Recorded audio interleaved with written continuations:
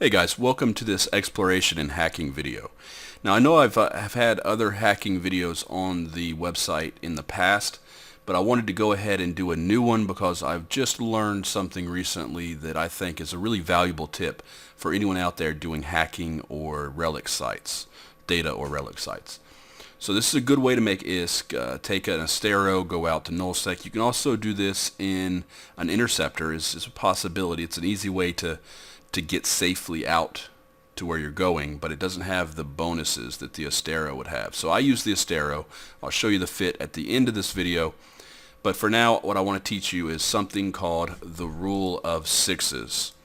So the rule of sixes is something I've learned from watching streamers, people that were streaming themselves doing exploration, and explaining this rule of sixes. I'd never known anything about it. I've really never done much of this hacking and exploration stuff. I've done a little bit of it here and there, but honestly, I prefer PvP over PvE, so that's what I spend the majority of my time doing, and I make most of my ISK with various market methods and the very, very rare combat site. But you can see here I'm in a relic site. It's a ruined serpentist site. I've got my relic scanner and data scanner. I've got to get closer to the thing, and so we're going to go ahead and bring up, let's call it a board, the board that we're going to be playing on here, and each one of these little circles we'll call a node. Okay, so the rule of sixes, let's go ahead and stop the video, and I want to explain it. So the rule of sixes is that any node that has connections to 6 other nodes is a safe spot.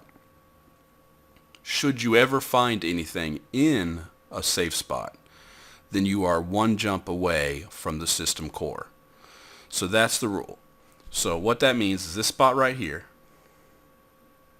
okay, that spot right there has 1, 2, 3, 4, 5, 6.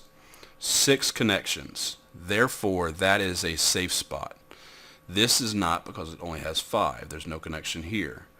This is a safe spot.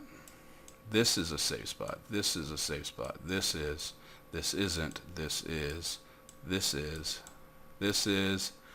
Let's see. There's one up here. There's one right here. And I believe, well, no, there's one here. Okay, I think that's all of them. Yeah. So what this tells me is that this is the route that I want to take. I see all the safe spots over here, so this is the area of the board I want to go to. So what I want to do is I'm going to start here, and I'm going to make my way to this safe spot. Then I want to cut across and get into these safe spots here and check those out, and then work through these, check this one, and then get up to this one. And hopefully somewhere along the way I'll find the core. If not, then I'll come back through and go hit this safe spot. But let's go to the greatest concentration of spots first. You can see I'm also using my mouse there to show where they are as I was finding them in real time.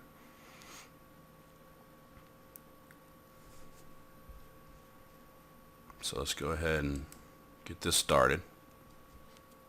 Now those numbers that you see, those numbers tell you how far you are away from a good thing or a mystery item. Mystery item is a little lit up circle that could be good or could be bad. So you want to go and kind of find the lower numbers and find all the things they lead you to. So you see a 5, that means you're far away from something. 4, you're getting closer. Trying to make my way across the board. I've been blocked, so I'm going to have to go ahead and attack and fight my way in.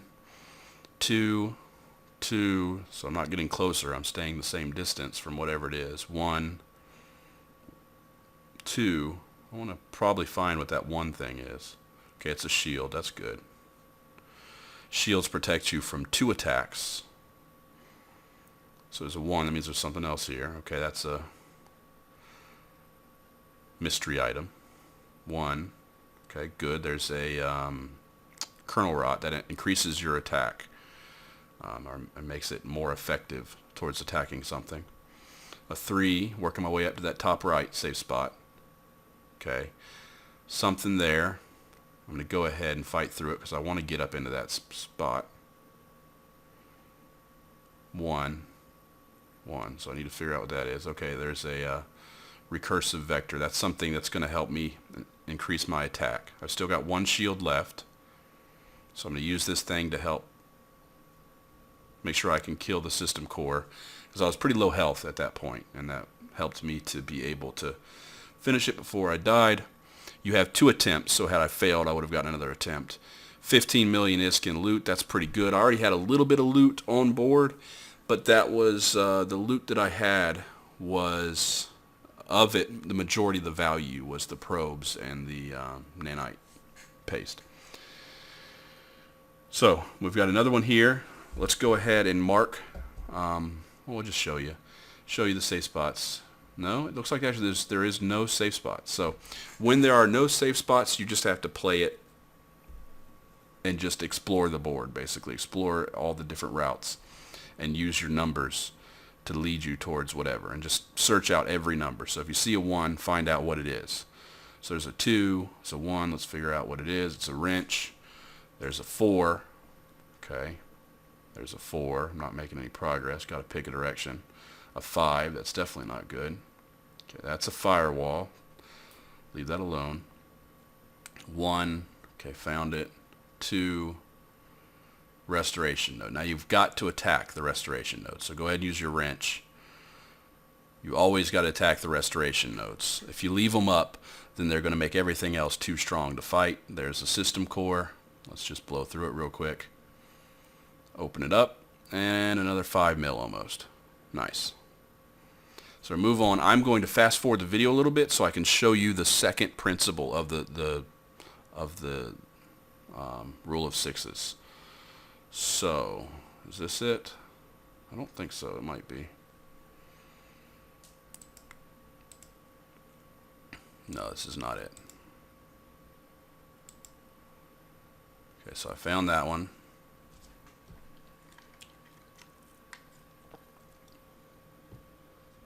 A little bit of loot. Not too bad. On to the next one. Pretty sure this one is the one I wanted to show you. And the first time I do it, I fail.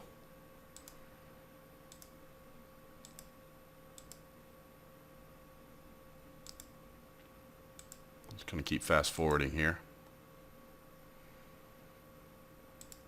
Restoration node ended up hurting me some, and I failed. Alright, so here's the one I wanted to show you. This is my second try. Oops.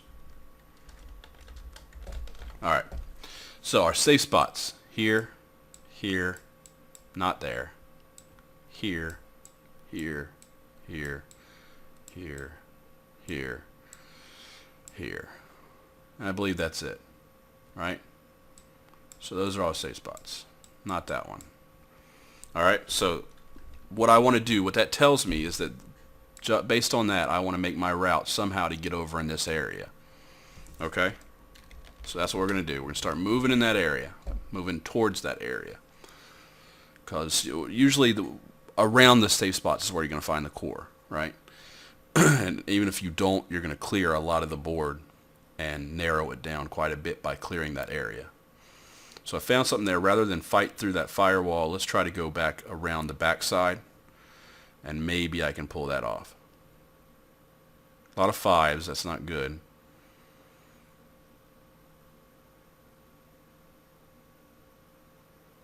Kind of going far around back because I just feel like there's probably something blocking me on the quickest possible route. So I had 2 1s, so I need to find whatever they were pointing to was a wrench. That's good. Now we're clearing those safe spots. Got another wrench. Go ahead and get the wrench working. Alright, found a shield. That's good. Then this last safe spot. Boom. Alright, so here is the second part of the rule of 6's. The second part of the rule of 6's states that should you ever find something in a safe spot, which this is a safe spot because we have 1, 2, 3, 4, 5, 6 nodes connected to it. So if you ever find something in a safe spot, that means that the core will always be in one of the adjacent spots. So in one of these 6 spots, we are 100% sure the core is in one of those 6 spots. That's the second part of the rule of 6's, and it's a very cool one too. So let's get the shield working. Don't really need the wrench. And boom, there's the core. One jump away. It's really helpful. So by going and searching out all those safe spots, you can more quickly run these sites and run them more efficiently. This time it took me almost 15 minutes to run this whole relic site. I made we'll skip forward. I made about, let's see, it was 41 mil at the end, I think. And I think I started with around 6 mil. So I made about 35 mil total. So let's show you the fit. But I think that pretty well described the rule of 6's. So I think that now you've understood that you'll be able to do your hacking and relic sites much, much faster and do exploration a little bit more efficiently using this. And that's going to allow you to make money faster, more reliably, and have a pretty good way to get out there and make some ISK. Now, one thing I want to talk to you about a little bit before we end the video is safety. You're going to be going out into nullsec, and the most dangerous parts of nullsec are the entrances. Other than that, you will run into some stuff. The general rule, if anybody's in system, never warp gate to gate directly, always bounce off something. If you jump in and you jump into a bubble, and there's a bubble on gate where you can't just warp and cloak, if you're ever in that situation, reapproach the gate. You're going to be much more successful trying to reapproach the gate and jump back out to the direction you came from than you are going to be trying to randomly click in some random direction and hit your cloak and hope that you can burn out of the bubble. Trying to escape by burning out of the bubble is going to result in you dying probably half the time. So you're much better off reapproaching the gate and then jumping through the gate and finding a different route that will take you around that camp. Another thing is the fit here. It's pretty basic. There's probably better fits out there. I don't know. It's just based on speed. You can see here I've got the warp speed deals. AAR you never really need. I don't know why it's there. Honestly, you'd almost be better off with something else there that's going to either help you hack faster or almost a warp core stab, but I don't know if that's going to help or not. Maybe because your warp time, the amount of time it takes you to lock something, your lock time, isn't as important for this ship, and you don't want to be doing any PvP. If anyone ever comes into local here, then that means it's time to cloak up and wait for them to leave. In the vast majority of the cases, if you watch your directional scan and make sure you have probes on your scanner, then you're going to see them probing for the site or for you with combat or core probes long before they actually get to you. So it'll give you a good long time where you have a warning. Now there are also cases where if you're in somebody else's home space, they'll already have the sites probed and bookmarked with corp bookmarks. If that's the case, they could jump in and immediately warp a cloaky to you and then sneak up on you with a cloaked ship, like let's say a Pilgrim or a Stratios, and they could sneak up on you like that. In those cases, it's probably better just whenever somebody comes into local, move a little bit away from whatever you're next to and cloak up and wait for them to leave. That's the simple, easiest way to stay safe doing this. Do it somewhere way out in nullsec, and whenever possible for getting in and out of deep null, use wormholes, direct wormholes. Don't go wormhole to wormhole to wormhole. That's not very safe. Use direct wormholes. So while you're scanning for these relic sites, you need to be also scanning for wormholes, especially if you're ready to go drop off your loot and sell and you've got a full cargo hold. Then you need to be scanning and finding all the wormholes. You're going to find here and there, probably one in every 10, 20 systems, you're going to find a direct wormhole that goes from the nullsec you're in directly to low sec or high sec. Probably 1 in 20, I would guess. But it depends on luck. And by doing that, you're going to be able to very safely move in and out of nullsec with your exploration chip. The final tip is to try to find a space, some space somewhere. Where, just a second. Dry throat. Try to find some space that's relatively empty, where there's not many people. If you go to an area where there's tons of people, the sites are all going to be done. People are going to be doing them all the time. It's going to be hard to find sites that are worth doing. Relic sites tend to be better than data sites by a pretty large margin, in my opinion. But I don't have enough experience to say that with certainty. Maybe there are some good data sites out there. Personally, I've always found the relic sites to be more reliable. Go to an area that's very empty, like way out somewhere that has very few people, and that's where you're going to find the greatest success.